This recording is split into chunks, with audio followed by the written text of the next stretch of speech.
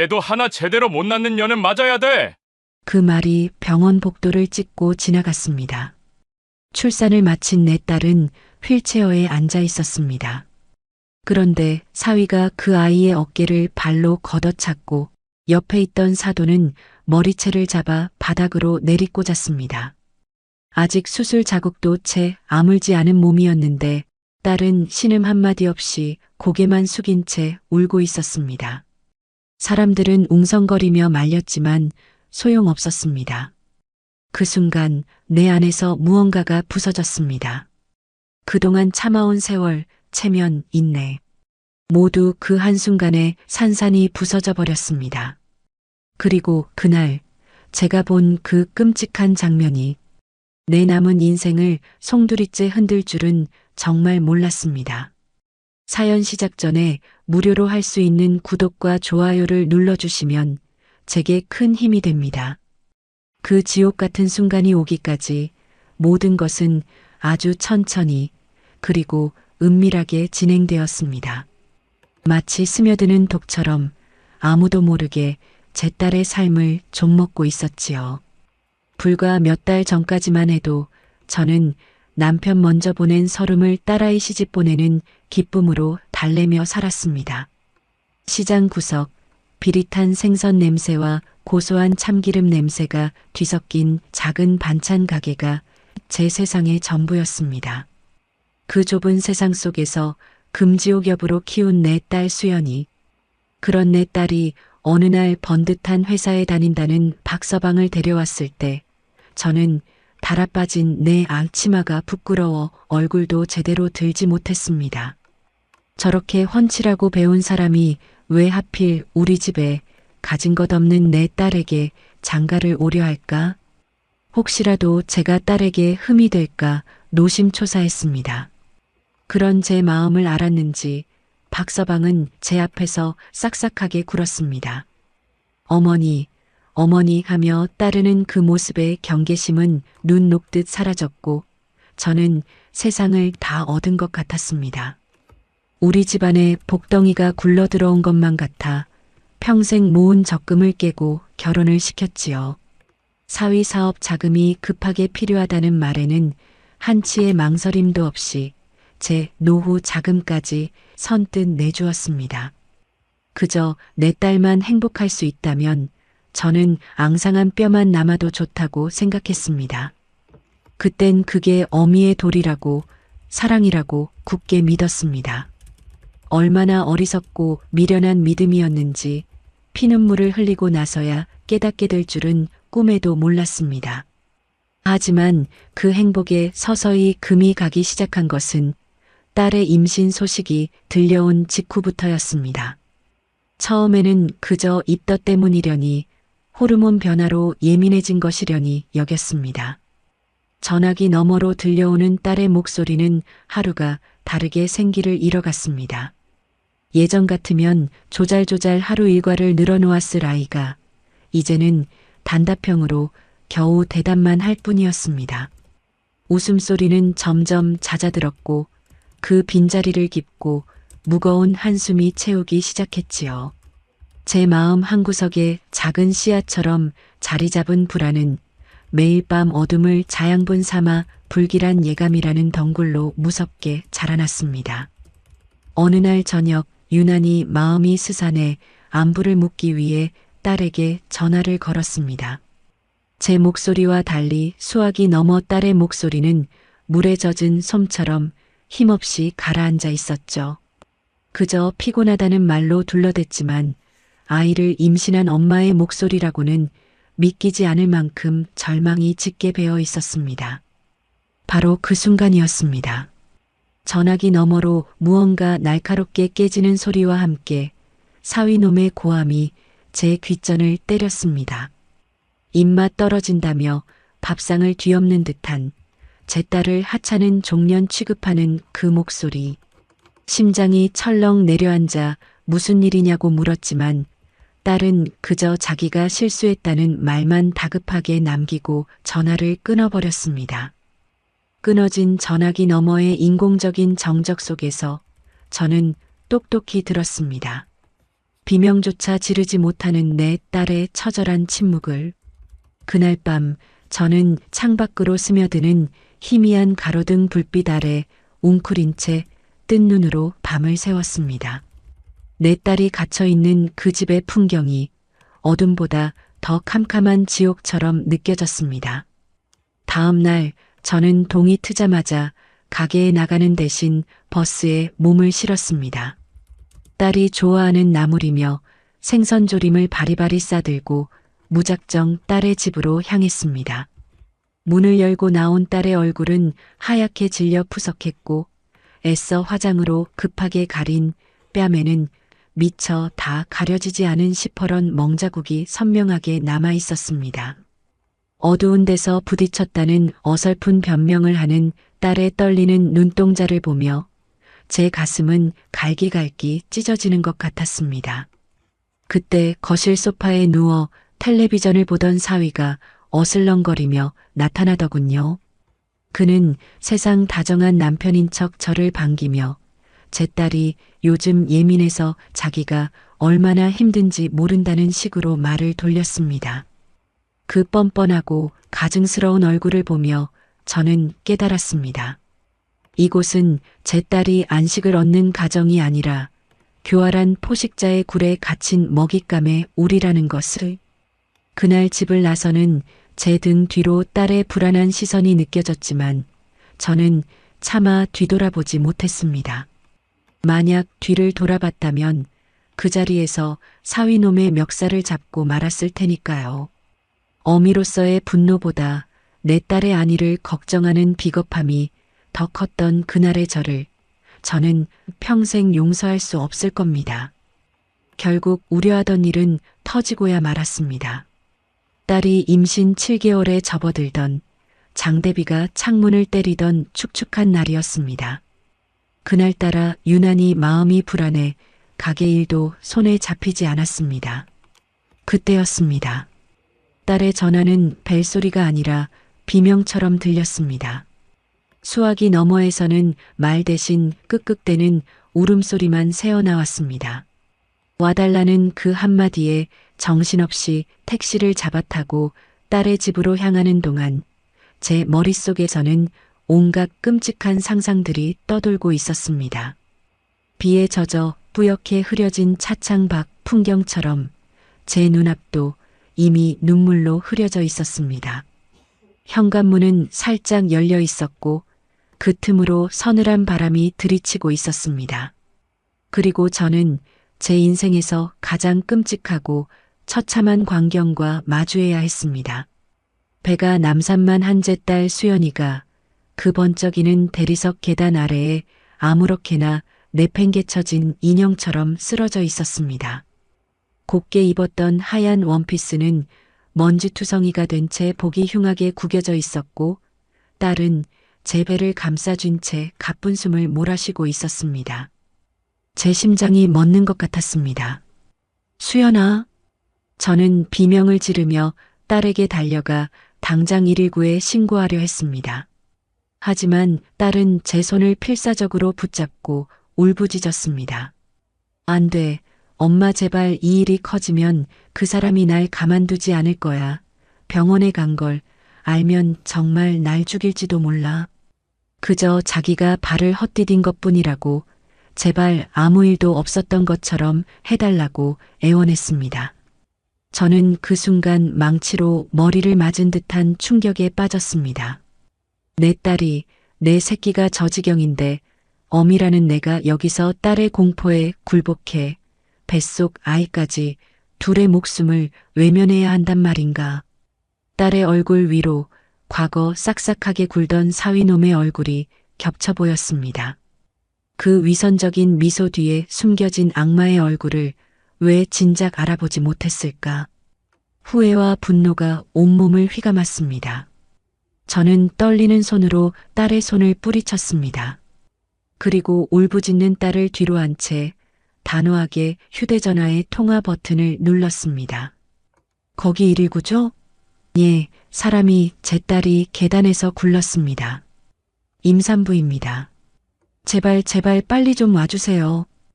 병원으로 옮겨진 딸은 다행히 고비는 넘겼지만 의사는 제게 조산의 위험이 아주 높다는 청천벽력 같은 말을 전했습니다. 절대적인 안정이 필요하다는 그 말이 제게는 사형 선고처럼 들렸습니다. 그날 이후 저는 시장의 작은 가게 문을 걸어 잠갔습니다. 제 인생의 전부였던 그곳을 버리고 오직 딸의 곁을 지키는 것만이 제가 해야 할 유일한 일이 되었습니다.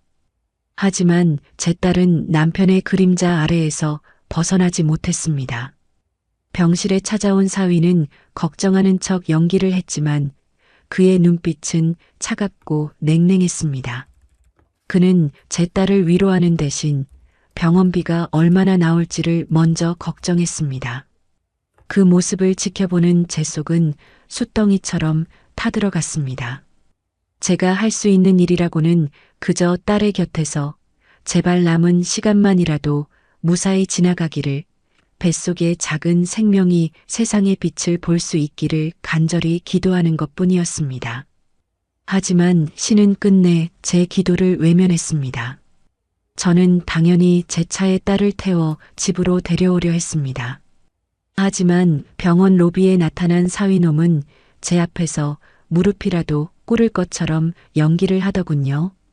장모님, 제가 다 잘못했습니다. 제가 죽일 놈입니다. 수연이와 제 아이에게 평생 속죄하며 살겠습니다. 제발 저희 가정 지킬 수 있게 한 번만 기회를 주십시오. 그 가증스러운 악어의 눈물에 제 딸은 또 흔들렸습니다. 제 손을 잡고 애원하더군요. 엄마 봐. 저 사람 저렇게 반성하잖아. 아기를 봐서라도 한 번만 용서해주면 안 될까? 나 정말 괜찮아. 저는 딸의 뺨을 어루만지며 말했습니다. 수연아, 저건 연기야. 넌 속고 있는 거야. 제발 엄마랑 같이 가자. 하지만 딸은 고개를 저었습니다. 그 눈에는 희미한 기대와 더 큰 공포가 함께 서려 있었습니다. 제 말을 듣지 않고 사위의 차에 오르는 딸의 뒷모습을 보며 저는 아무것도 할 수가 없었습니다. 내 딸은 이미 스스로 걸어 나올 힘을 잃어버린 인질이라는 것을, 그리고 섣부른 구조 시도는 인질의 목숨만 위태롭게 할 뿐이라는 것을 깨달았기 때문입니다. 그렇게 딸을 다시 사지로 보내고 집으로 돌아온 밤, 저는 잠을 이룰 수 없었습니다. 이것은 포기가 아니었습니다.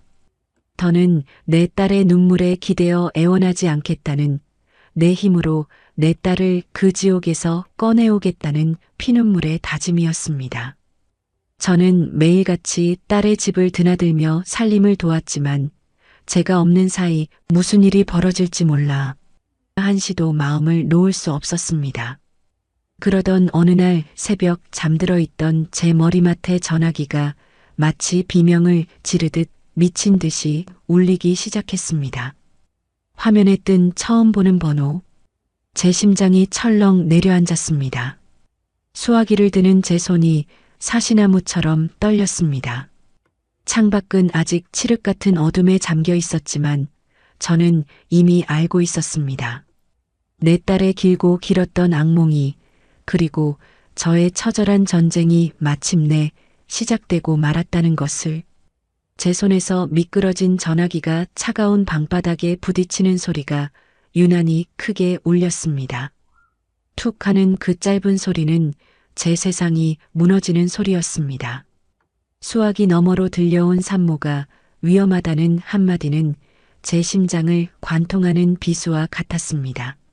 정신을 차릴 새도 없이 저는 겉옷을 아무렇게나 걸치고 집 밖으로 뛰쳐나갔습니다. 새벽의 공기는 칼날처럼 차가웠지만 저는 그 추위조차 느낄 수 없었습니다. 제 안은 이미 온통 불길에 휩싸여 있었으니까요. 택시를 잡아 타고 병원으로 향하는 내내 저는 떨리는 손으로 기도를 했습니다. 제발, 제발 우리 수연이와 아기 무사하게만 해달라고. 하지만 제 기도 소리 위로 얼마 전 계단 아래에 쓰러져 있던 딸의 모습이 자꾸만 겹쳐 보였습니다. 그날 제 딸의 배를 발로 찬 것이나 다름없는 그 짐승 같은 사위놈의 얼굴이 떠올랐습니다. 병원으로 가는 길은 왜 이리도 멀게 느껴지는지 제 마음은 이미 까맣게 타들어가 제가 되어 흩날리고 있었습니다. 병원에 도착하자마자 저는 응급실로 달려갔습니다. 차가운 소독약 냄새와 여기저기서 들려오는 고통 어린 신음소리. 그 낯선 풍경 속에서 저는 미친 사람처럼 딸의 이름을 외쳤습니다. 간호사의 안내를 받아 도착한 곳은 수술실 앞이었습니다.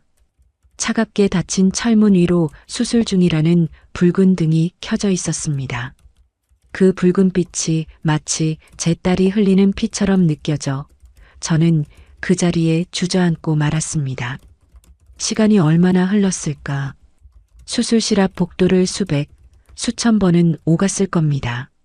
제발 살아만 달라고, 내 목숨이라도 가져가고 우리 딸과 손주만은 살려달라고 애원하고 또 애원했습니다. 얼마나 지났을까? 드디어 수술실 문이 열리고 지친 기색이 역력한 의사가 나왔습니다. 저는 의사의 바짓가랑이라도 붙잡을 기세로 달려갔습니다.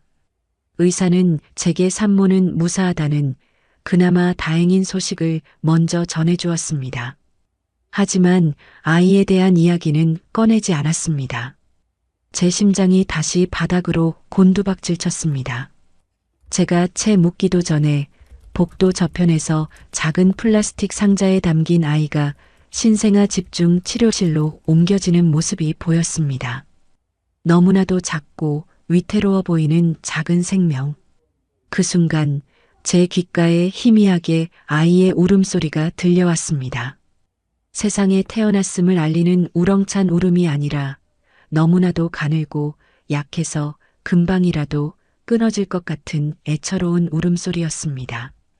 그렇게 제 손주가 세상에 나왔습니다.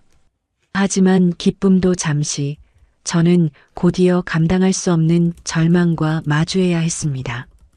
회복실로 옮겨진 딸은 마취에서 깨어나자마자 아이부터 찾았습니다. 저는 애써 웃으며 아이가 건강하게 잘 있다고, 잠시 검사만 받으면 금방 엄마 품에 안길 수 있을 거라고 거짓말을 했습니다. 하지만 제 거짓말은 오래가지 못했습니다. 며칠 뒤 저를 부른 담당 의사는 아주 어렵게 입을 열었습니다. 아이가 조산 과정에서 뇌에 심한 손상을 입었고 그로 인해 평생 장애를 안고 살아가야 할지도 모른다는 것이었습니다. 계단에서 굴렀을 때의 충격이 아이에게 치명적이었던 겁니다. 의사의 말이 끝나자마자 제 귀에서는 아무 소리도 들리지 않았습니다. 세상의 모든 소음이 차단되고 오직 윙하는 이명만이 제 머릿속을 가득 채웠습니다. 억장이 무너진다는 말이 어떤 것인지 저는 그날 처음으로 알았습니다. 평생을 장애를 안고 살아갈 내 손주, 그리고 그 아이를 평생 돌봐야 하는 내 딸의 기구한 운명. 눈앞이 캄캄해지고 숨이 쉬어지지 않았습니다. 차마 딸에게 이 사실을 전할 수가 없었습니다. 하지만 제 표정을 읽은 것인지 딸은 저를 보채며 아이의 상태를 물었습니다. 결국 저는 울음을 터뜨리며 모든 사실을 털어놓았습니다. 제 말을 듣는 딸의 얼굴에서 모든 표정이 사라졌습니다. 핏기 하나 없는 얼굴로 허공만 바라보던 딸은 갑자기 실성한 사람처럼 웃기 시작했습니다. 그러다 이내 온몸을 떨며 오열했습니다. 자기가 죄인이라고, 자기가 아이를 이렇게 만들었다고, 차라리 자기가 죽었어야 했다고 울부짖었습니다. 제 딸은 그날 이후 완전히 다른 사람이 되어버렸습니다. 웃지도 울지도 먹지도 않은 채 그저 창밖만 하염없이 바라보는 살아있는 송장이 되어갔습니다. 그렇게 우리 모녀가 지옥 같은 시간을 보내고 있을 때였습니다. 며칠 동안 코빼기도 보이지 않던 사위와 사돈이 병실에 나타났습니다. 저는 그 순간 일말의 기대를 했습니다. 그래도 자기 자식이고 자기 손주인데 와서 딸을 위로해주고 함께 슬퍼해주지 않을까? 하지만 그것은 저의 어리석은 착각이었습니다. 병실에 들어선 사돈은 제 딸의 헬쑥한 얼굴을 위아래로 훑어보더니 대뜸 혀를 차며 말했습니다. 아이고, 내 팔자야. 이게 무슨 망신이야. 애 하나 제대로 품지도 못하고. 저는 제 귀를 의심했습니다. 지금 저게 사람의 입에서 나올 소리인가. 사위놈은 한술 더 떴습니다. 그는 멍하니 앉아있는 제 딸에게 다가가 역겹다는 듯이 말했습니다. 몸 관리 하나 제대로 못해서 일을 이 지경으로 만들어? 당신 때문에 내 인생까지 망치게 생겼잖아. 그들의 눈에는 핏덩이 같은 손주에 대한 연민도 죽을 고비를 넘긴 며느리에 대한 걱정도 없었습니다. 오직 자신들의 체면과 앞날에 흠집이 생겼다는 분노와 짜증만이 가득했습니다. 그들은 갓 태어난 제 손주를 집안의 수치이자 재수 없는 짐 덩어리로 여기고 있었습니다. 저는 더 이상 참을 수가 없었습니다. 당신들, 지금 그게 사람의 도리야. 당신 아들이 박서방이 수연이를 저렇게 만든 거잖아. 제가 울부짖으며 소리치자 사돈은 오히려 눈을 부라리며 제게 달려들 기세였습니다. 뭐, 이 여편네가 지금 미쳤나? 어디서 우리 아들한테 누명을 씌워. 지가 발 헛디뎌 넘어진 걸 가지고. 그들은 자신들의 죄를 덮기 위해 모든 것을 제 딸의 탓으로 돌리고 있었습니다. 그 순간 저는 깨달았습니다. 아, 저들은 인간이 아니구나. 짐승의 탈을 쓴 악마구나. 그들이 병실을 휘젓고 나간 후 병실에는 무거운 침묵만이 남았습니다. 저는 온몸의 기운이 다 빠져나가 바닥에 주저앉았습니다. 그동안 희미하게 붙잡고 있던 희망의 끈이 완전히 끊어져 버리는 순간이었습니다. 이제 어떻게 해야 하나? 내 딸과 저 가여운 손주는 이제 어찌 살아가야 하나? 막막한 절망이 파도처럼 저를 덮쳐왔습니다. 그때였습니다. 신생아 집중치료실에 누워있는 손주를 보러 갔습니다. 차가운 유리창 너머로 아이는 온갖 튜브를 몸에 매단 채 힘겹게 숨을 쉬고 있었습니다. 어른 손바닥만 한 그 작은 몸으로 살기 위해 안간힘을 쓰고 있었습니다. 아이의 작은 손가락이 꿈틀하고 움직였습니다. 그 작은 움직임이 제 심장에 꺼져가던 불씨를 다시 지폈습니다. 저는 유리창에 이마를 댄 채 한참 동안 아이에게서 눈을 떼지 못했습니다. 눈물이 더 이상 나오지 않았습니다. 슬픔과 절망이 있던 자리에 차갑고 단단한 무언가가 자리 잡기 시작했습니다. 그것은 분노였습니다. 내 딸과 손주의 인생을 무참히 짓밟은 저 짐승들을 향한 서늘하고 시퍼런 분노였습니다. 저는 결심했습니다. 더 이상 울지 않겠다고. 더 이상 신세 한탄하며 주저앉아 있지 않겠다고. 이제 내가 저 가여운 두 생명을 지켜내야 한다고. 그리고 내 딸의 눈에서 피눈물을 뽑아낸 저들에게 곱절의 고통으로 되갚아주겠다고. 그날 이후 저는 더 이상 울지 않았습니다. 눈물이 메마른 자리에는 차갑고 단단한 결심만이 남았습니다. 병원과 집을 오가는 동안 제 머릿속은 오직 한 가지 생각으로 가득 차 있었습니다. 어떻게 하면 저 짐승들에게 가장 고통스러운 방식으로 죗값을 치르게 할 수 있을까? 시장에서 반찬을 팔던 평범한 안악의 머리로는 상상할 수 없는 치밀하고 잔인한 복수의 그림을 그리기 시작했습니다. 장롱 깊숙이 넣어두었던 낡은 보자기를 꺼내 먼지를 털어냈습니다. 그 안에는 남편이 남긴 시골 땅이 신도시 개발로 수용되며 받은 보상금으로 시작해 지난 수십 년간 부동산 전문가의 도움을 받아 아무도 모르게 불려온 제 피와 땀의 결정체가 담겨 있었습니다. 강남의 아파트와 상가 건물 등기부들. 그것은 더 이상 제 노후를 위한 자산이 아니었습니다. 제 딸과 손주의 인생을 짓밟은 자들을 심판하기 위한 복수의 칼날이었습니다. 하지만 칼을 빼들기 위해서는 결정적인 명분이 필요했습니다. 저들의 위선적인 가면을 만천하에 벗겨버릴, 누구도 부정할 수 없는 그들의 민낯을 드러낼 결정적인 함정. 저는 그 때를 기다렸습니다. 짐승은 결국 짐승의 본성을 드러내기 마련이니까요. 그리고 그날은 생각보다 빨리 찾아왔습니다.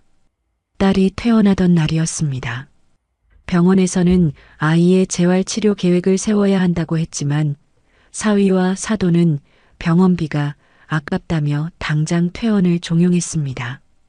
그들은 갓 태어난 손주를 마치 불량품 취급하듯 하루라도 빨리 눈앞에서 치워버리고 싶어 안달이 나 있었습니다. 결국 딸은 아이와 함께 병원을 나서게 되었습니다. 병원 로비, 저는 휠체어에 앉은 딸에게 잠시만 기다리라고 말했습니다. 마지막 병원비 정산을 위해 원무과 창구로 향해야 했기 때문입니다. 로비 한쪽에 딸을 잠시 세워두고 가는 제 등 뒤로 마침 사위와 사돈이 병원 안으로 들어서는 것이 보였습니다. 그들은 저를 보며 마지못해 고갯짓을 하더군요. 저는 그 찝찝함을 애써 누르며 발걸음을 재촉했습니다. 그 몇 분이 제 인생에서 가장 길고 끔찍한 후회를 남길 줄은 꿈에도 모른 채 말입니다. 원무과에서 수납을 마치고 돌아오는 길이었습니다. 로비 저편, 제가 딸을 세워두었던 곳 근처에서 사람들의 웅성거리는 소리가 들려왔습니다. 제 심장이 불길하게 쿵 하고 내려앉았습니다. 불안한 마음에 저는 거의 뛰다시피 그곳으로 향했습니다. 그리고 저는 보았습니다. 애도 제대로 못 낳는 년은 맞아야 돼. 그 말과 함께 사위놈의 발이 허공을 갈랐습니다. 번쩍이는 구두 끝이 휠체어에 앉아있는 제 딸의 어깨를 힘껏 걷어찼습니다. 퍽 하는 둔탁한 소리와 함께 딸의 몸이 속절없이 반대편으로 기울어졌습니다. 하지만 비극은 거기서 끝나지 않았습니다. 옆에 서 있던 사돈이 기다렸다는 듯이 달려들어 비틀거리는 제 딸의 머리채를 거머쥐었습니다. 그리고는 바닥으로 내리꽂듯이 잡아 끌었습니다. 이런 쓸모없는 년, 우리 집안에 망신살 뻗치게 하려고 작정을 했어. 아, 제 입에서 소리 없는 비명이 터져 나왔습니다. 아직 수술 자국도 채 아물지 않은 내 딸이 병원 복도 차가운 바닥에 내팽개쳐졌습니다. 그 가녀린 몸이 종이장처럼 구겨졌습니다. 주변 사람들이 웅성거리며 수군댔지만 누구 하나 선뜻 나서서 말리는 사람이 없었습니다. 그저 멀찍이 서서 한편의 자극적인 구경거리를 보듯 우리를 쳐다볼 뿐이었습니다. 딸은 신음 한마디 내지 못했습니다. 그저 바닥에 엎드린 채 가늘게 떨리는 어깨로 자신의 고통을 삼키고 있었습니다. 그 모습 위로 지난 세월들이 주마등처럼 스쳐 지나갔습니다. 남편 없이 홀로 딸을 키우며 겪었던 서름, 굳은 일 마다하지 않고 악착같이 돈을 모았던 세월, 내 딸만은 나처럼 살게 하지 않으리라 다짐했던 수많은 밤들, 그 모든 것이 눈앞에서 산산이 부서져 내렸습니다. 제가 평생을 바쳐 지키고 싶었던 제 세상의 전부였던 내 딸이 사람들 앞에서 짐승만도 못한 취급을 당하고 있었습니다. 그 순간 제 안에서 무언가가 툭 하고 끊어졌습니다. 참아왔던 세월, 지켜왔던 체면, 억눌렀던 인내, 그 모든 것이 한순간에 산산조각 나버렸습니다. 저는 천천히 고개를 들었습니다. 제 눈에 들어온 것은 여전히 제 딸의 머리채를 잡고 흔들고 있는 사돈의 광기 어린 얼굴과 그런 아내를 보며 만족스러운 듯 입꼬리를 올리고 있는 사위놈의 견멸 어린 미소였습니다. 그들의 얼굴을 보는 순간 제 머릿속을 지배하던 모든 슬픔과 절망이 사라졌습니다. 그 자리에는 오직 한 가지 감정만이 남았습니다. 불보다 뜨겁고 얼음보다 차가운 사리에 가까운 분노. 저는 비틀거리는 걸음으로 그들에게 다가갔습니다. 제가 다가오는 것을 본 사돈이 저를 향해 소리쳤습니다. 뭘 봐, 이 늙은 여편네야. 내년이 딸년을 이따위로 키워서 우리 집안을 망친 거야. 저는 아무 말도 하지 않았습니다. 그저 싸늘한 눈으로 그들을 바라볼 뿐이었습니다. 그리고 다음 순간 저는 제 평생 단 한 번도 내본 적 없는 힘으로 제 딸의 머리채를 잡고 있던 사돈의 손목을 후려쳤습니다. 짝 하는 소리가 병원 로비에 울려 퍼졌습니다. 사돈은 비명을 지르며 제 딸의 머리채를 놓았습니다. 사위놈이 놀라 저를 쳐다봤습니다. 저는 바닥에 쓰러져 있는 딸에게 다가가 아이의 몸을 감싸 안았습니다. 제 품에 안긴 딸의 몸은 새처럼 가늘게 떨리고 있었습니다. 수연아, 괜찮아.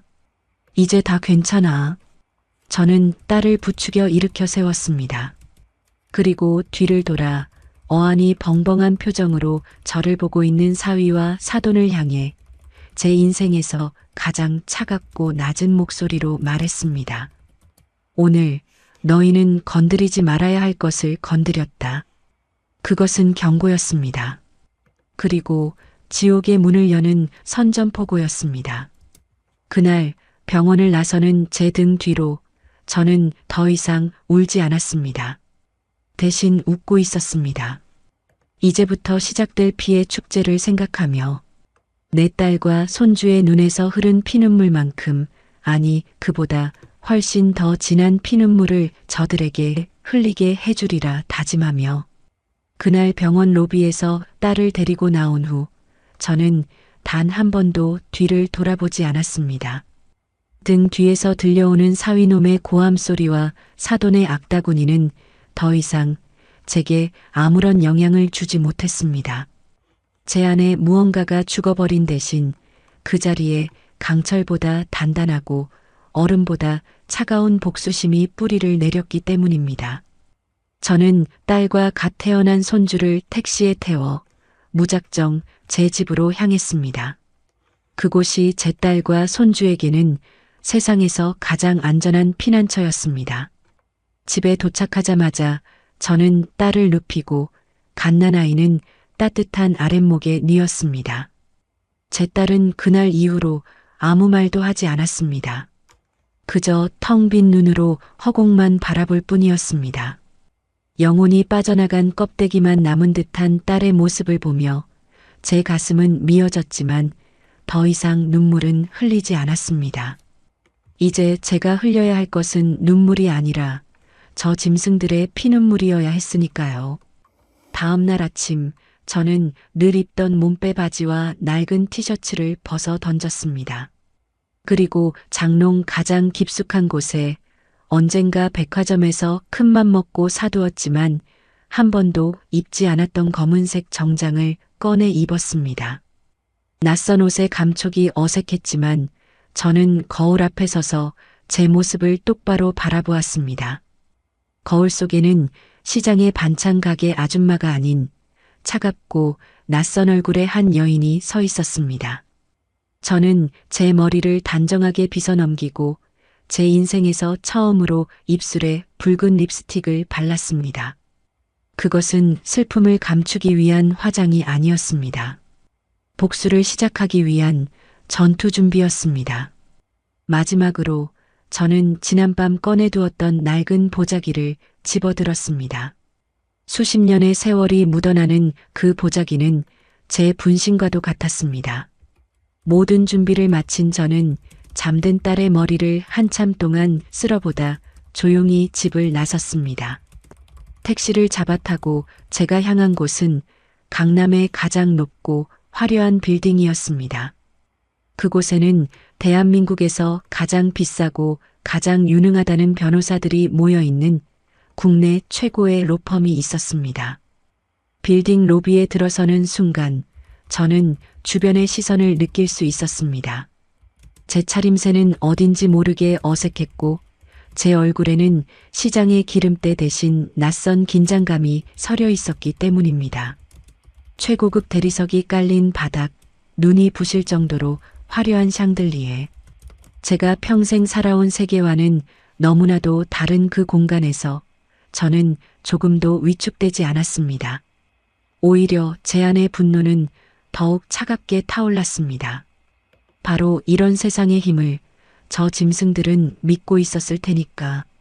로펌의 안내 데스크에서 저는 가장 승률이 높다는 에이스 변호사를 만나러 왔다고 말했습니다. 잠시 후 저는 조우진 변호사라는 명패가 놓인 방으로 안내되었습니다. 방 안에는 30대 후반에서 40대 초반으로 보이는 날카로운 눈매의 한 남자가 앉아 있었습니다. 그는 저를 위아래로 훑어보더니 다소 귀찮다는 듯한 표정으로 입을 열었습니다.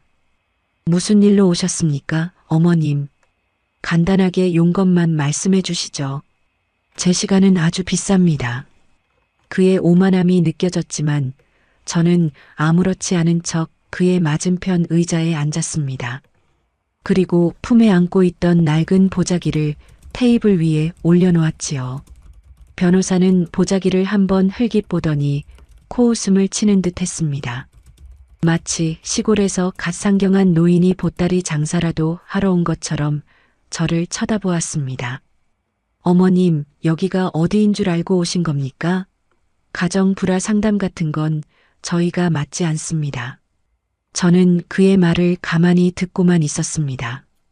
그리고 천천히, 아주 천천히 보자기를 풀기 시작했습니다. 때 묻은 보자기가 한 겹, 두 겹 풀리자 그 안에서 누렇게 변색된 서류 뭉치들이 모습을 드러냈습니다. 조우진 변호사의 눈에 경멸과 조소의 빛이 스쳐 지나갔습니다. 이혼 소송이라도 하시려는 모양인데 어머님, 그런 건 동네 법무사 사무실에나. 그의 말이 채 끝나기도 전에 저는 서류 뭉치 중 가장 위에 있는 것을 그의 앞으로 쓱 밀었습니다. 그것은 강남의 중심가에 위치한 5층짜리 상가 건물의 등기부등본이었습니다. 조우진 변호사의 말이 순간 멎었습니다. 그의 눈이 가늘어졌습니다. 그는 믿을 수 없다는 듯 서류와 제 얼굴을 번갈아 쳐다보았습니다. 저는 아무 말 없이 다음 서류를 밀었습니다. 강남의 최고급 주상복합 아파트 등기부. 다음은 또 다른 아파트 등기부. 그리고 또 하나. 제가 테이블 위에 서류들을 하나씩 펼쳐놓을 때마다 조우진 변호사의 표정은 놀라움에서 경악으로, 그리고 마침내 경외감과 흥미로 바뀌어 갔습니다. 그가 처음 저를 대하던 오만함은 온데간데 없이 사라지고 그의 눈빛은 날카로운 사냥개처럼 번뜩이기 시작했습니다. 테이블 위를 가득 채운 등기부들을 잠시 응시하던 그는 마침내 고개를 들어 저를 똑바로 쳐다보았습니다. 그리고 이전과는 완전히 다른 정중하고 낮은 목소리로 물었습니다. 회장님 성함이 어떻게 되십니까? 저는 그의 눈을 피하지 않고 제 이름을 말했습니다. 오정심. 평생을 수연히 엄마 반찬 가게 아줌마로 불리며 살아온 제 진짜 이름. 그 이름을 제 입으로 말하는 순간 저는 완전히 다른 사람이 된 것 같았습니다. 오정심 회장님 실례했습니다. 제가 사람을 잘못 배웠습니다. 그래서 이 막대한 자산으로 무엇을 원하십니까? 저는 잠시 숨을 골랐습니다. 그리고 병원 복도에서 제 딸이 당했던 그 끔찍한 순간을 떠올렸습니다. 제 심장이 다시 차갑게 식는 것이 느껴졌습니다. 저는 조우진 변호사를 바라보며 제 인생에서 가장 단호하고 무서운 목소리로 말했습니다.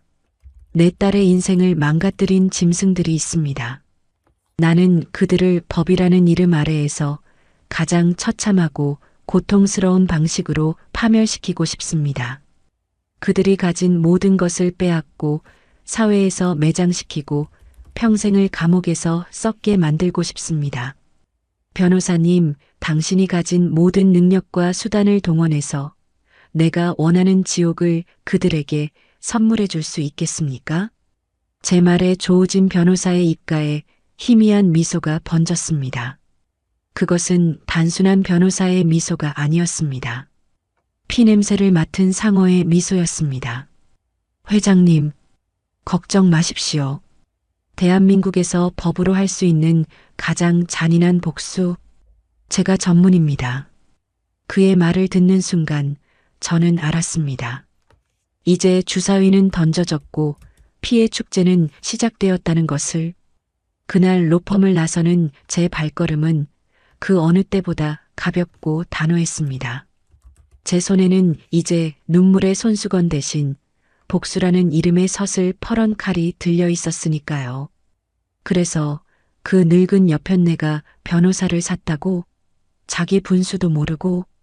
사위놈 박성준의 목소리에는 비웃음이 가득했습니다. 그는 최고급 이탈리아 가죽 소파에 몸을 파묻은 채 제 어머니인 최 여사와 마주 앉아 와인을 마시고 있었습니다. 그들이 있는 곳은 휘황찬란한 샹들리에와 번쩍이는 대리석 바닥으로 치장된 그들의 오만한 만큼이나 화려한 거실이었습니다. 며칠 전 병원에서 벌인 난동은 이미 그들의 기억 속에서 깨끗이 지워진 듯 했습니다. 최 여사는 와인잔을 우아하게 흔들며 아들의 말에 맞장구를 쳤습니다. 그러게 말이다. 시장 바닥에서 반찬 쪼가리나 파는 주제에 어디서 돈이 나서 변호사를 사? 아마 국선 변호사나 하나 붙들고 마지막 발악이라도 해보려는 거겠지. 뻔하지 뭐. 이혼? 위자료? 어디서 가짜는 드라마는 많이 봤나 봐. 가진 것도 없는 것들이 뭘 어쩌겠다고.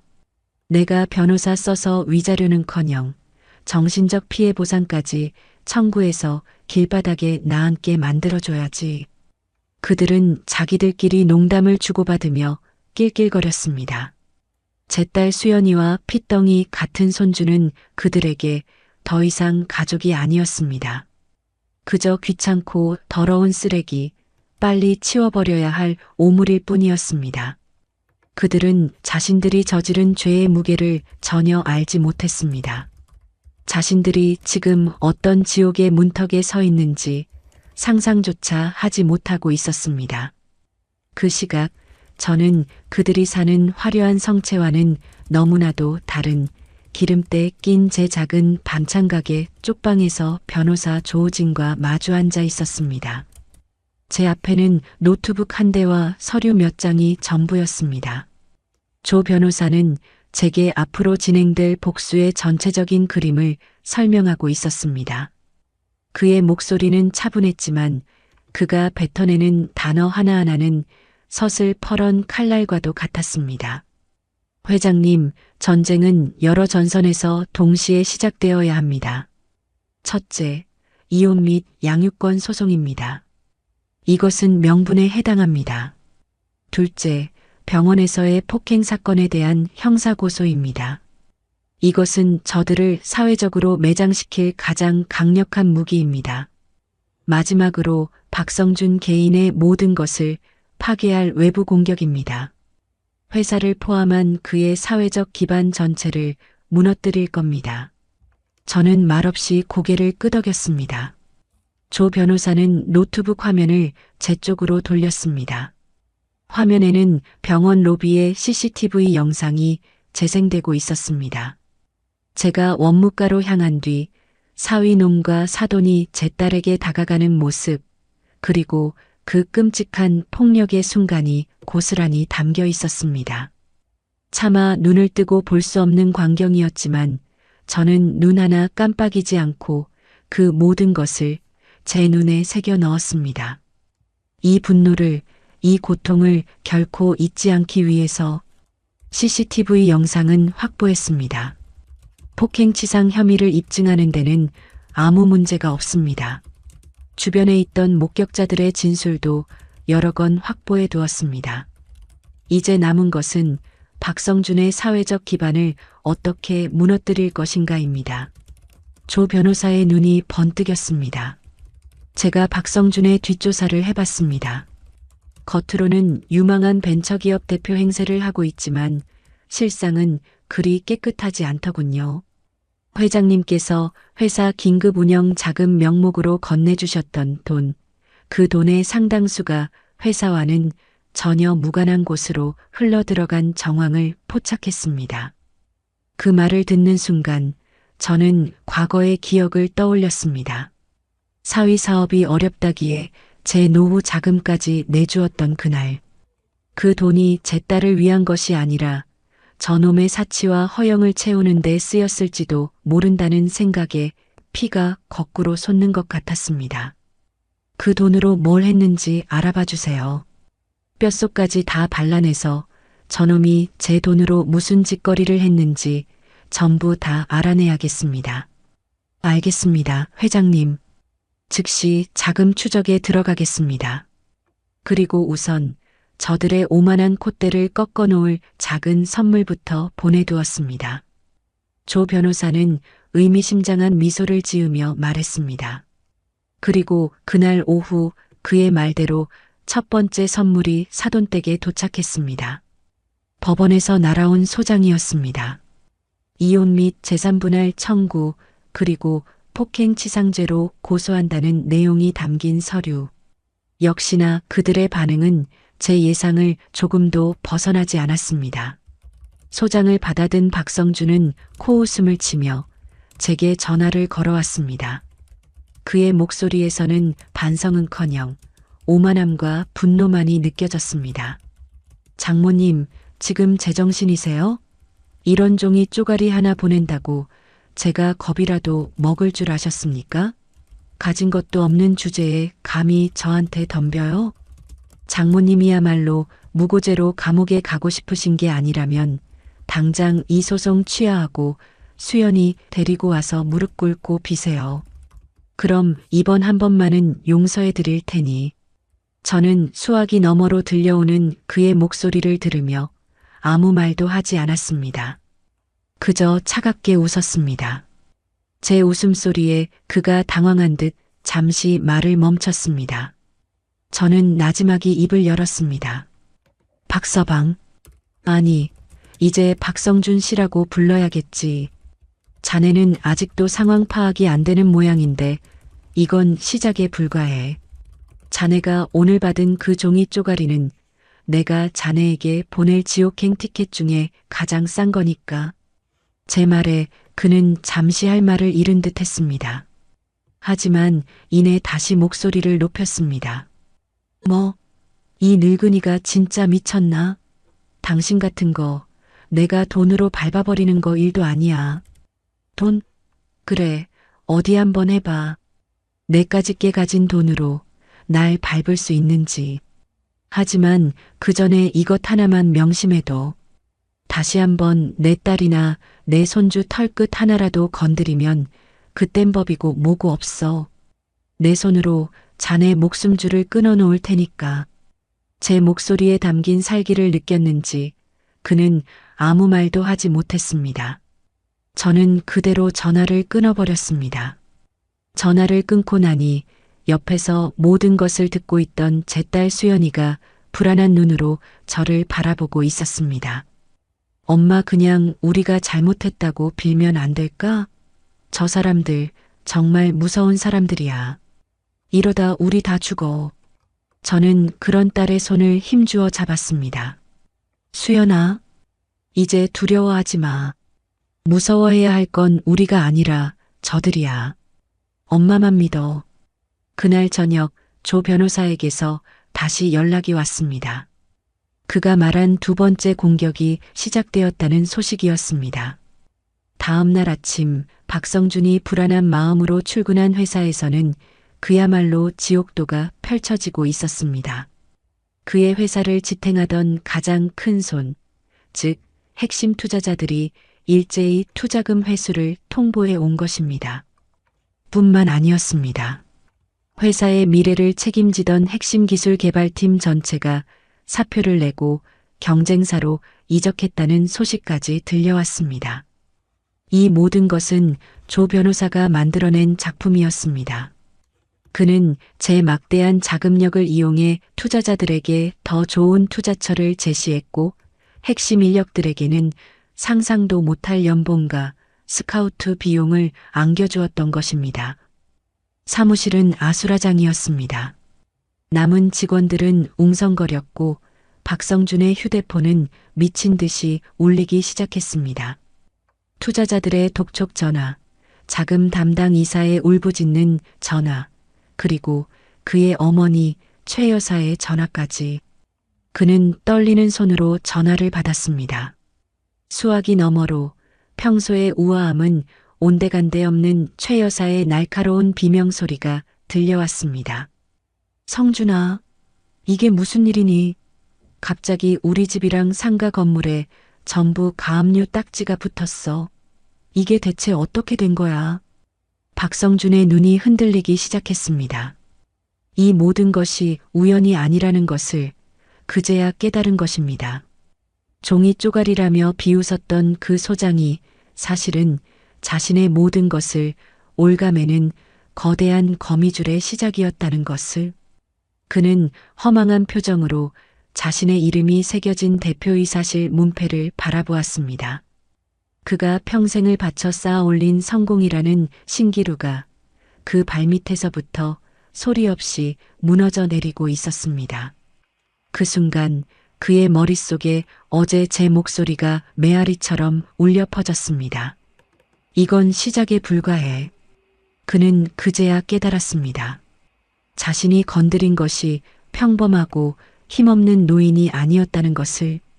자신은 지금 거대한 지옥의 아가리 속으로 스스로 걸어 들어가고 있다는 것을. 공포가 그의 온몸을 잠식하기 시작했습니다. 그리고 그것은 기나긴 파멸의 서곡에 불과했습니다. 붉은색 가압류 딱지. 그것은 죽음을 알리는 부고장처럼 박성준과 최 여사가 사는 화려한 성체 곳곳에 나붙었습니다. 현관문, 거실의 값비싼 그림, 최 여사가 애지중지하던 명품 가방들 위에도 예외는 없었습니다. 전날까지만 해도 그들의 부와 권세를 상징하던 모든 것들이 이제는 몰락의 증거가 되어 붉은 글씨를 번뜩이고 있었습니다.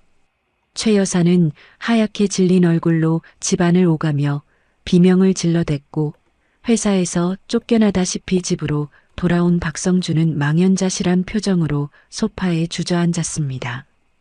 그들이 평생을 바쳐 쌓아 올린 모래성이 이름 모를 늙은 여인의 손짓 한 번에 허무하게 무너져 내리기 시작한 것입니다. 공포는 전염병처럼 빠르게 그들의 영혼을 잠식했습니다. 그들은 그제야 깨달았습니다. 자신들이 상대하고 있는 것이 동네 반찬 가게 아줌마가 아니라는 사실을. 대체 그 여편네 정체가 뭐야? 어떻게 우리 집과 회사까지 손을 쓸 수가 있어? 최 여사는 머리를 뜯으며 울부짖었습니다. 박성준은 떨리는 손으로 담배에 불을 붙였습니다. 그의 머릿속에는 어제 제가 했던 말이 계속해서 맴돌았습니다. 내까짓게 가진 돈으로 날 밟을 수 있는지 어디 한번 해봐.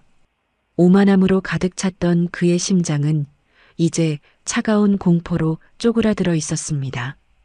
그들은 밤새 잠을 이루지 못했습니다. 저와 제 딸에게 했던 짓을 후회해서가 아니었습니다.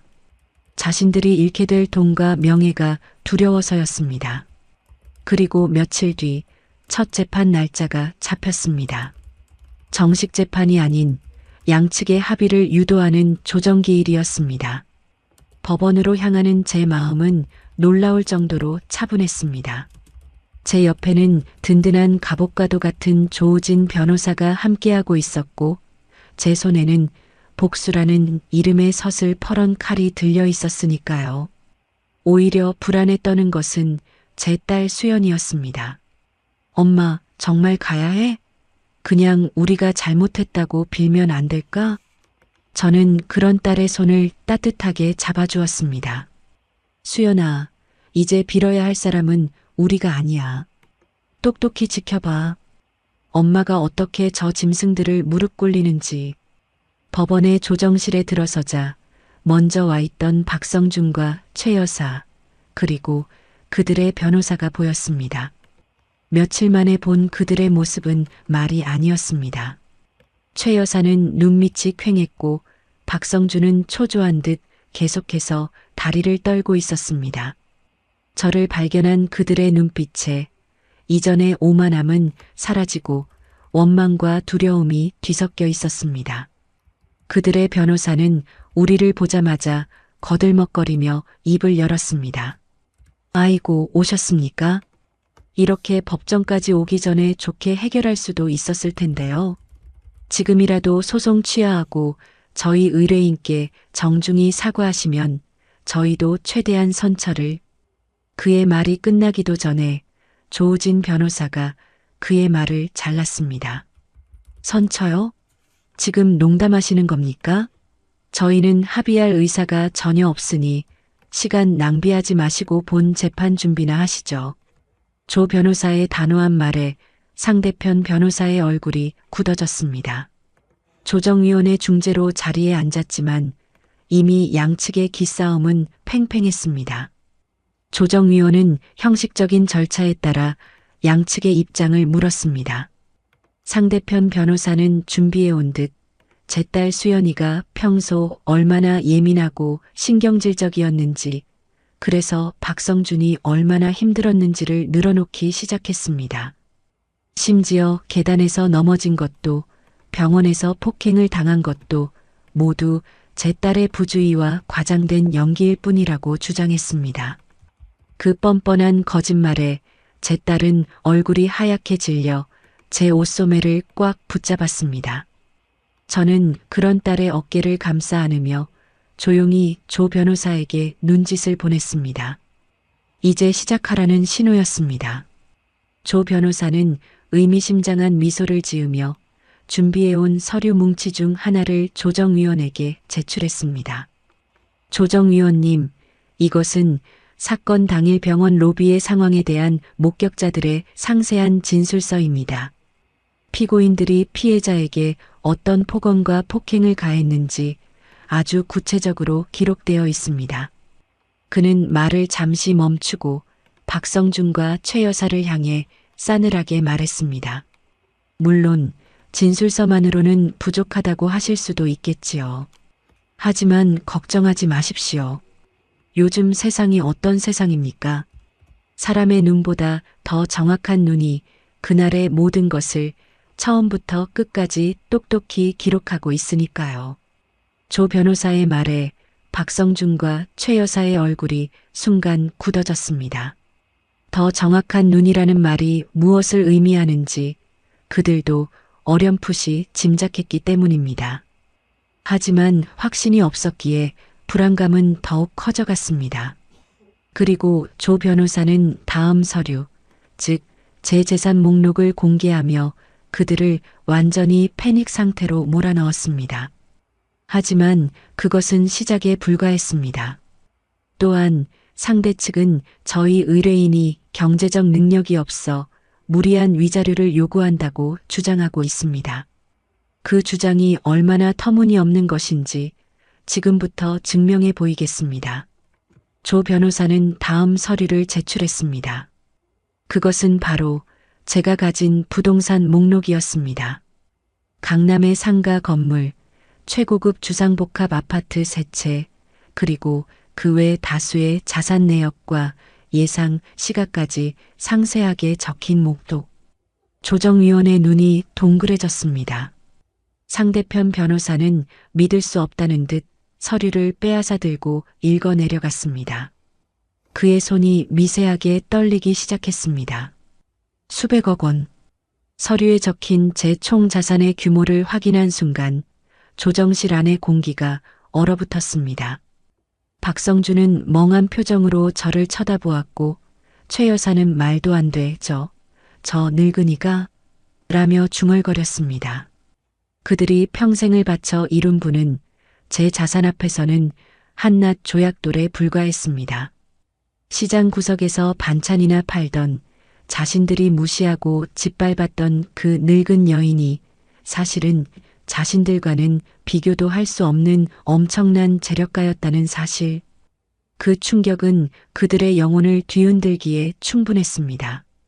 조 변호사는 그들에게 확인 사살을 하듯 마지막 쐐기를 박았습니다. 보시다시피 저희 의뢰인은 돈 때문에 이 소송을 하는 것이 아닙니다. 돈이 목적이었다면 이까짓 위자료 몇 푼 받자고 여기까지 오지도 않았을 겁니다. 저희가 원하는 것은 오직 하나.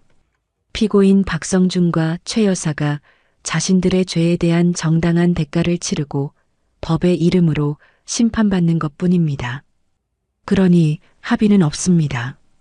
그 말을 끝으로 조 변호사는 저와 딸을 데리고 조정실을 나왔습니다. 그날의 조정은 당연히 결렬되었습니다. 법원을 나서는 우리 뒤로 아무 소리도 들리지 않았습니다. 그들은 아마 자신들이 삼켜버린 지옥의 크기를 가늠하느라 정신이 없었을 겁니다. 역시나 그날 저녁부터 그들의 전화가 빗발치기 시작했습니다. 처음에는 박성준이, 그 다음에는 최 여사가, 나중에는 그들의 변호사까지 번갈아가며 전화를 걸어왔습니다. 그들의 목소리에서는 이전의 오만함은 찾아볼 수 없었습니다. 오직 다급함과 비굴함만이 가득했습니다. 장모님, 아니 회장님, 제가 정말 죽을 죄를 지었습니다. 제발 한 번만 만나 주십시오. 제가 무릎 꿇고 사죄하겠습니다. 사부인, 아니 오 회장님, 저희가 정말 사람을 잘못 봤습니다. 돈은 원하시는 대로 다 드릴 테니 제발 소송만은, 우리 성준이 인생 망치는 것만은 막아주세요. 저는 그들의 애원을 들으며 아무 말 없이 수화기를 내려놓았습니다.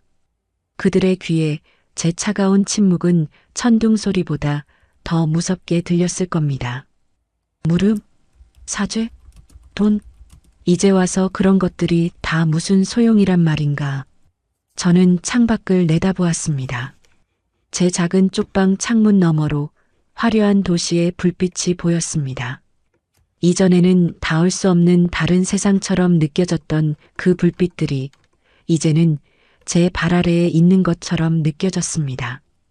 저는 조용히 조 변호사에게 문자를 보냈습니다. 다음 단계를 준비해 주세요. 이제 형사고소 차례입니다. 이제 막 일막이 끝났을 뿐이었습니다. 진짜 지옥은 아직 시작도 하지 않았으니까요. 그들이 앞으로 겪게 될 고통을 생각하니 제 입가에 저도 모르게 차가운 미소가 번졌습니다. 회장님, 제발 한 번만 만나 주십시오. 제가 정말 죽을 죄를 지었습니다. 수화기 너머로 들려오는 박성준의 목소리는 며칠 전까지만 해도 세상을 다 가진 듯 오만했던 그 남자의 것이라고는 믿기지 않을 만큼 비굴하고 처절했습니다. 돈의 힘은 그토록 강력했습니다. 그들의 오만함을 무너뜨리고 짐승 같던 그들을 한낱 벌레로 만들어버렸습니다. 그날 이후로 최 여사와 박성준은 번갈아가며 제게 전화를 걸어왔습니다. 만나달라, 용서해달라, 돈은 얼마든지 주겠다. 그들의 레퍼토리는 똑같았지만 저는 단 한 번도 그들의 전화를 끝까지 듣지 않았습니다. 차가운 침묵, 그것이 제가 그들에게 베푸는 유일한 대답이었습니다. 하지만 그들의 끈질김은 제 상상을 초월했습니다. 어느 날 저녁, 저의 허름한 반찬 가게 골목에 이 동네와는 어울리지 않는 번쩍이는 외제 차 한 대가 멈춰 섰습니다. 차에서 내린 것은 잔뜩 수척해진 몰골의 최 여사와 박성준이었습니다. 그들은 제 가게 문을 두드렸고 제가 문을 열자마자 제 앞에 무릎을 꿇었습니다. 장모님, 아니 회장님, 저희가 정말 잘못했습니다. 제발 이 소송만은. 오 회장님, 이 늙은 것이 분수를 몰랐습니다. 제 아들 인생만은 살려주십시오. 그들은 제 바짓가랑이를 붙잡고 눈물로 애원했습니다. 그 모습은 마치 한편의 우스꽝스러운 연극과도 같았습니다. 제 딸이 병원 복도에서 머리채를 잡히고 발길질을 당할 때 그들은 저렇게 처절하게 빌지 않았습니다. 오히려 그 광경을 즐기고 비웃었지요. 제 손주가 평생 장애를 안고 살아야 한다는 말을 들었을 때도 그들은 눈 하나 깜빡하지 않았습니다. 그들이 지금 흘리는 눈물은 죄에 대한 참회의 눈물이 아니었습니다. 자신들의 재산과 명예를 잃게 될까 두려워 흘리는 악어의 눈물일 뿐이었습니다. 저는 그들을 차갑게 내려다보며 말했습니다. 이제 와서 왜 이러십니까? 저를 밟아버리는 거 일도 아니라던 그 자신감은 다 어디로 가셨습니까? 제 말에 그들의 얼굴이 하얗게 질렸습니다. 그때는 저희가 정말 미쳤었나 봅니다. 제정신이 아니었습니다. 미쳤었다고요? 아니요. 그게 바로 당신들의 본 모습입니다. 돈 없고 힘없는 사람은 짓밟아도 된다고 생각하는 짐승만도 못한 당신들의 진짜 얼굴. 저는 제게 매달리는 그들의 손을 차갑게 뿌리쳤습니다. 내 딸과 손주가 겪은 고통은 당신들이 가진 그 더러운 돈으로는 절대 갚을 수 없습니다. 그러니 돌아가세요. 앞으로 다시는 내 눈앞에 나타나지 마십시오. 다음번에 찾아오면 쫓아내는 사람은 내가 아니라 경찰일 테니까. 제 마지막 말은 단순한 경고가 아니었습니다. 그 무렵 조우진 변호사는 민사소송과 별개로 병원에서의 폭행 사건에 대한 형사고소를 정식으로 접수했습니다. 그리고 얼마 지나지 않아 경찰서에서 조사를 위해 출석하라는 연락이 왔습니다. 경찰서 조사실은 차갑고 건조했습니다. 먼저 조사를 받은 것은 제 딸 수연이었습니다. 조 변호사와 제가 동석한 가운데 딸은 그날의 끔찍했던 기억을 힘겹게 꺼내놓았습니다. 남편의 상습적인 폭언과 폭행, 계단에서 굴렀던 날의 공포, 그리고 병원에서의 마지막 폭력까지. 제 딸의 증언을 듣는 동안 저는 주먹을 너무 꽉 쥔 나머지 손톱이 손바닥을 파고드는 것도 느끼지 못했습니다. 며칠 후 피의자 신분으로 경찰서에 출석한 박성준과 최 여사는 모든 혐의를 부인했습니다. 그들은 CCTV의 존재를 상상조차 하지 못하고 제 딸이 산후 우울증으로 인해 거짓말을 하고 있으며 모든 것이 제 딸의 자작극이라고 주장했습니다. 그리고는 그들은 아주 자신만만하게 이야기했습니다.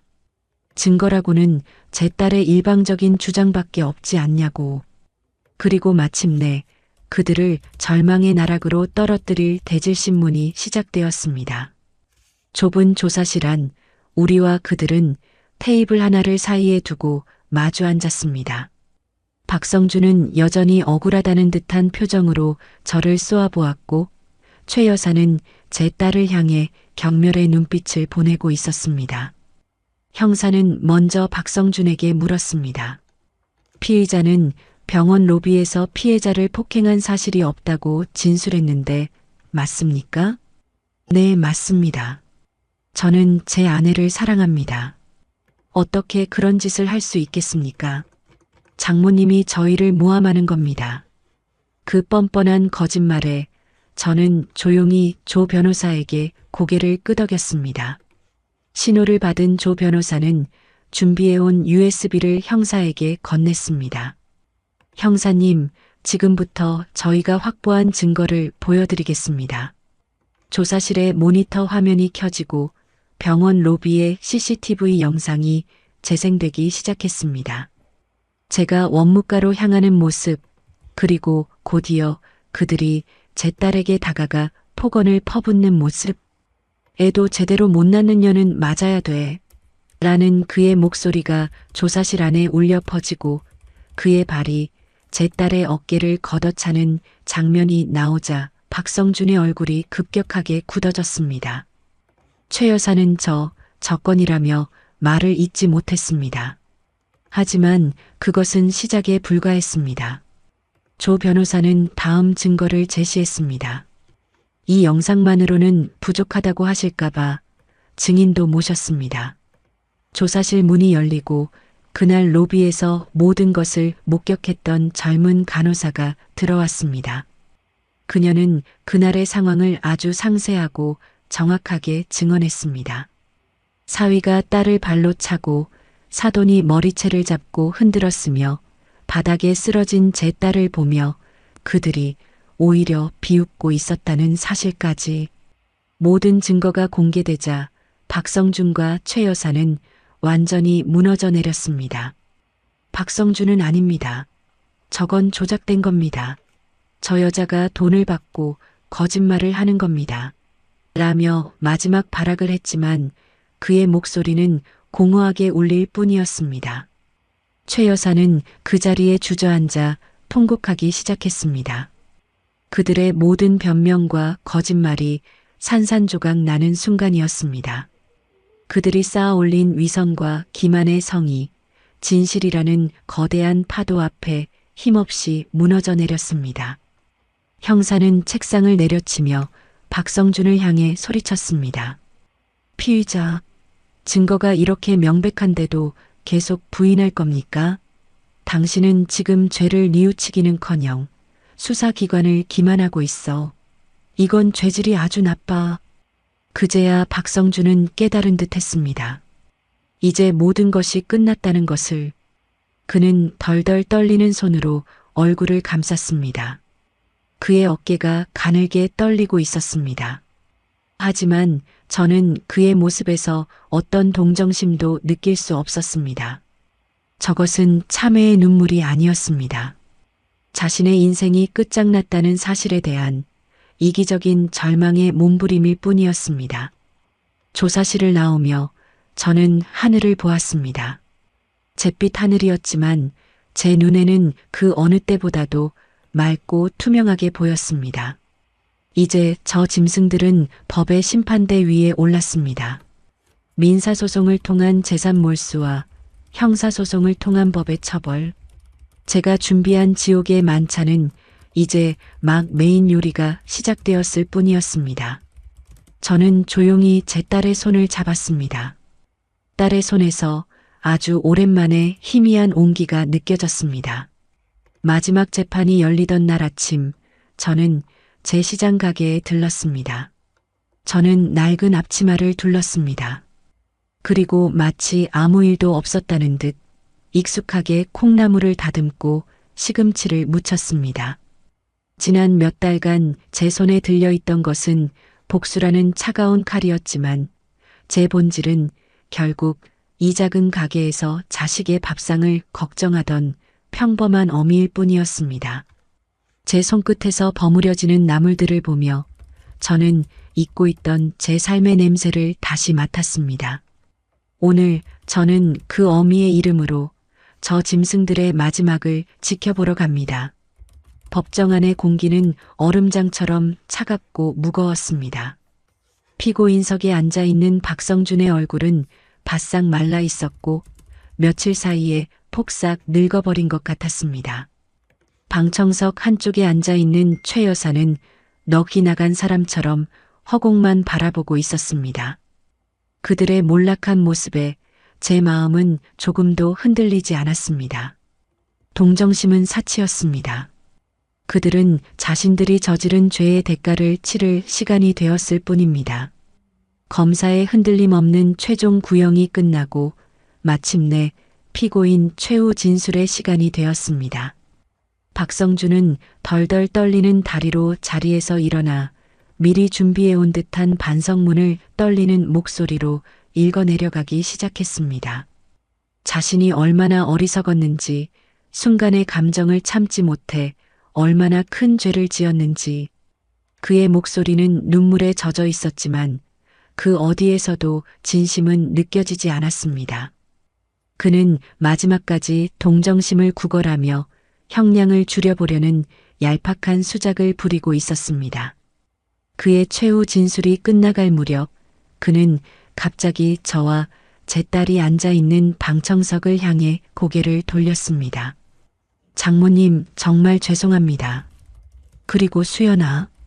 내가 정말 미안하다. 내가 사람이 아니었다. 내가 평생 속죄하며 살게. 제발, 제발 한 번만 용서해다오.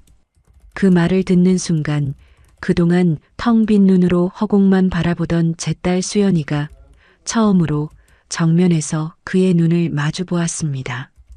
그리고 너무나도 작지만 법정 안의 모든 사람들이 들을 수 있을 만큼 또렷하고 단단한 목소리로 입을 열었습니다. 용서, 당신이 내 배를 걷어차고 내 아이의 인생을 망가뜨린 그 순간에 나는 이미 당신을 용서할 기회를 영원히 잃었어. 딸의 말에 박성준의 얼굴이 굳어졌습니다. 딸은 조금도 흔들리지 않고 말을 이었습니다. 나는 당신을 증오하지 않아. 증오는 그래도 한때나마 당신을 사랑했던 내 마음에 대한 모독이니까. 나는 그냥 당신을 모르는 사람으로 여기며 살 거야. 내 인생에서 당신이라는 존재를 오늘 이 자리에서 완전히 도려낼 거야. 당신도 감옥에서 평생 당신이 저지른 죄의 무게를 곱씹으며 살아. 그게 당신에게 내가 베푸는 마지막 잡이야. 그 말을 끝으로 딸은 다시 고개를 돌려 앞을 보았습니다. 그 눈빛은 이전과 달랐습니다. 더 이상 두려움과 절망에 잠식된 눈이 아니었습니다. 모든 것을 털어내고 새로 시작할 준비가 된 사람의 단단한 눈빛이었습니다. 저는 그런 딸의 모습을 보며 조용히 눈물을 삼켰습니다. 내 딸이 드디어 그 지옥에서 스스로 걸어 나온 것입니다. 마침내 선고의 시간이 되었습니다. 재판장이 엄숙한 목소리로 판결문을 읽어내려가는 동안 법정 안에는 숨막히는 정적이 흘렀습니다. 모두가 그의 입술에 집중하고 있었습니다. 피고인 박성준. 피고인은 배우자에 대한 상습적인 폭행과 특수폭행치상 혐의가 모두 인정되며 특히 임신한 배우자를 상대로 한 범행 수법이 매우 잔인하고 죄질이 극히 불량함에도 불구하고 수사 과정에서부터 재판에 이르기까지 진심으로 반성하지 않고 변명으로 일관하여 이에 징역 5년을 선고한다. 땅, 땅, 땅. 재판장의 망치 소리가 울려 퍼지는 순간 최 여사는 그 자리에서 실신하듯 쓰러져 오열했습니다. 박성준은 판사님, 제가 잘못했습니다. 살려주세요. 라며 울부짖었지만 법정 경위들이 그의 양팔을 붙잡아 차갑게 끌고 나갔습니다. 쇠고랑이 채워진 그의 손목이 제 눈에 들어왔습니다. 그토록 바라던 순간이었지만 제 마음은 이상하리만치 평온했습니다. 통쾌함보다는 길고 길었던 전쟁이 드디어 끝났다는 안도감이 더 컸습니다. 법정을 나서는데 조우진 변호사가 제게 다가와 말했습니다. 회장님, 민사소송도 완전히 저희의 승리입니다. 위자료는 물론 회장님께서 주셨던 투자금까지 전액 회수했습니다. 이제 모든 것이 끝났습니다. 저는 그에게 고개를 숙여 감사 인사를 전했습니다. 그는 그저 옅은 미소로 답할 뿐이었습니다. 시간이 흘렀습니다. 저는 제 모든 재산을 정리했습니다. 시장의 반찬 가게도 수십 년간 제 이름으로 되어 있던 강남의 건물들도 모두, 그리고 그 돈으로 한강이 그림처럼 내다보이는 전망 좋은 아파트를 샀습니다. 그곳은 제 딸 수연이와 이제는 제법자라 저를 보며 한미라고 부를 줄 아는 제 손주, 그리고 저를 위한 새로운 보금자리였습니다. 손주는 여전히 일주일에 2번씩 재활 치료를 받아야 했지만 아이는 그 누구보다 밝고 씩씩하게 자라주었습니다. 아이의 웃음소리는 상처로 얼룩졌던 우리 집에 다시 따스한 햇살을 불어넣어 주었습니다. 어느 맑은 날 오후 저는 거실 소파에 앉아 곤히 잠든 손주의 얼굴을 들여다보고 있었습니다. 작고 고른 숨소리, 통통한 볼, 꼭 쥔 작은 주먹. 이 작은 생명을 지키기 위해 저는 악마와 싸웠습니다. 후회는 없었습니다. 그때 제 딸 수연이가 제 곁에 조용히 다가와 앉았습니다. 그리고는 제 어깨에 가만히 머리를 기대더군요. 엄마, 고마워. 그리고 미안해. 뭐가 미안해. 다 지난 일인데. 아니, 엄마가 아니었으면 나는 아직도 그 지옥에서 살고 있었을 거야. 나 때문에 엄마가 너무 고생했어. 평생을 모은 재산도 다 나 때문에. 저는 그런 딸의 머리를 쓰다듬어 주었습니다. 자식 때문에 고생하는 게 부모지, 뭘. 그리고 그 돈, 원래부터 내 것이 아니었어. 다 넣어주려고, 내가 힘들 때 버팀목 되라고 악착같이 모은 거야. 그러니 너는 그냥 앞으로 행복하기만 하면 돼. 그게 엄마한테 해주는 최고의 효도야. 우리는 한참 동안 아무 말 없이 창밖으로 흐르는 한강을 바라보았습니다. 강물은 지난날의 아픔도 상처도 분노도 모두 품에 안고 유유히 흘러가고 있었습니다. 마치 우리의 인생처럼. 저는 잠든 손주의 작은 손을 잡으며 나지막이 말했습니다. 수연아, 이제부터는 울지 말자. 우리 인생, 이제부터 다시 시작이야. 제 말에 딸은 아주 오랜만에 아이처럼 환하게 웃었습니다. 그 미소를 보는 순간 저는 알았습니다. 제 길고 길었던 복수는 사실 저 짐승들을 파멸시키기 위한 것이 아니었다는 것을, 그것은 바로 내 딸의 저 미소를, 내 손주의 저 평온한 잠을 되찾기 위한 한 어미의 처절한 싸움이었다는 것을. 복수는 끝났습니다. 하지만 상처는 남았습니다. 찢겨나간 마음이 완전히 아물기까지는 아주 오랜 시간이 걸리겠지요. 어쩌면 평생 아물지 않을지도 모릅니다. 하지만 괜찮습니다. 우리는 이제 함께니까요. 서로의 상처를 보듬고 서로에게 기댄 채 우리는 또 하루를 살아갈 겁니다. 그렇게 살아가다 보면 언젠가는 이 지독했던 악몽도 그저 희미한 예질로 기억될 날이 오겠지요. 여러분이라면 만약 여러분의 가장 소중한 것이 무참히 짓밟혔다면 어떻게 하셨을까요?